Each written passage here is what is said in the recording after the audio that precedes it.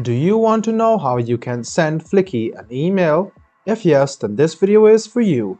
Hello and welcome to AI Basics. It's your host back again with yet another interesting tutorial video. In this video, I'm going to teach you how you can send feedback emails to Fliki. Go ahead and open the Chrome or Edge browser on your PC and go to fliki.ai. Log into your account and on the right hand side, click on the question mark icon.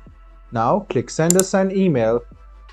Choose your email and then write down what you want to write to Fliki's support.